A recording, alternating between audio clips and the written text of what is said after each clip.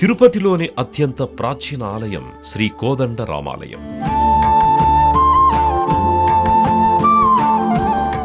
త్రేతాయుగంలో శ్రీ సీతాలక్ష్మణ సమేత శ్రీ కోదండరామస్వామి వారి మూర్తులను జాంబవంతుల వారు ప్రతిష్ఠించిన క్షేత్రంగా స్థల పురాణం తెలుపుతోంది. ఈ క్షేత్రంలో కొలువైన శ్రీ కోదండరాముని దర్శనం చక్కని విద్య, ఉద్యోగ, విజయ సంప్రాప్త కారకం.